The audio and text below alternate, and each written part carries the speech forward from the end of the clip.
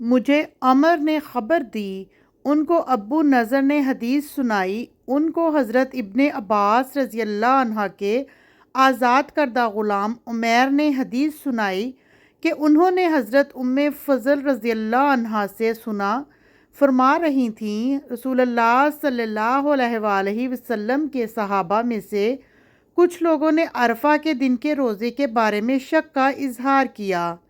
اس وقت ہم وہیں رسول اللہ صلی اللہ علیہ وآلہ وسلم کے ساتھ تھے، تو میں نے آپ کی خدمت میں لکڑی کا پیالہ بھیجا جس میں دودھ تھا، اور آپ بھی عرفات میں ہی تھے۔ آپ نے اسے پی لیا، یعنی اس وقت سورج غروب نہ ہوا تھا، آپ عرفات میں تھے، وہاں سے چلے نہ تھے۔ جریر نے ہشام بن عروہ بن زبیر سے، انہوں نے اپنے والد سے اور انہوں نے حضرت عائشہ رضی اللہ عنہا سے روایت کی، کہا جاہلیت کے ایام میں قریش عاشورہ کا روزہ رکھتے تھے، اور رسول اللہ صلی اللہ علیہ وآلہ وسلم بھی اس دن کا روزہ رکھتے تھے۔ جب آپ ہجرت کر کے مدینہ آ گئے، آپ نے اس دن کا روزہ رکھا اور روزہ رکھنے کا حکم دیا۔ اس کے بعد جب رمضان کا مہینہ فرض روزوں کے لیے متعین کر دیا گیا تو آپ نے فرمایا جو چاہے اس یعنی عاشورہ کا روزہ رکھ لے اور جو چاہے اسے چھوڑ دے۔ علقمہ رحمۃ اللہ علیہ سے روایت ہے، کہا عاشورہ کے دن عاشس بن قیس رحمۃ اللہ علیہ حضرت ابن مسعود رضی اللہ عنہ کے ہاں آئے، وہ کھانا کھا رہے تھے۔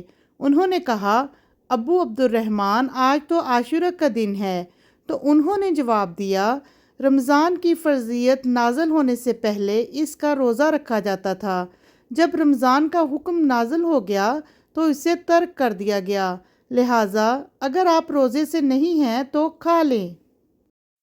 حاجب بن عمر نے حکم بن عارج سے روایت کی، کہا میں حضرت ابن عباس رضی اللہ عنہ کے پاس پہنچا اور وہ زمزم کے احاطے میں اپنی چادر سے ٹیک لگائے ہوئے بیٹھے تھے۔ میں نے ان سے کہا مجھے عاشورہ کے روزے کے بارے میں بتائیے۔ انہوں نے کہا جب محرم کا چاند دیکھ لو تو دن شمار کرو اور 9ویں دن کی صبح روزے کی حالت میں کرو، یہاں سے عاشورہ کے روزوں کا آغاز ہوگا۔ یعنی آپ کا ارادہ یہی تھا، رحلت نہ ہوئی تو اسی پر عمل فرماتے۔ میں نے پوچھا رسول اللہ صلی اللہ علیہ وآلہ وسلم اس دن کا روزہ ایسے ہی رکھتے تھے؟ انہوں نے کہا ہاں۔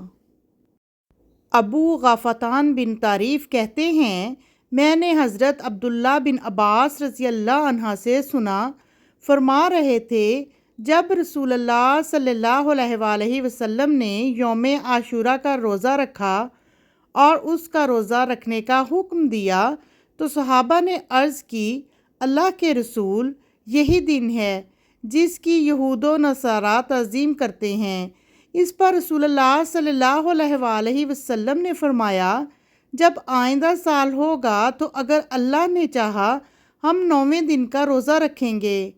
کہا اس کے بعد آئندہ سال نہیں آیا کہ رسول اللہ صلی اللہ علیہ وآلہ وسلم وفات پا گئے۔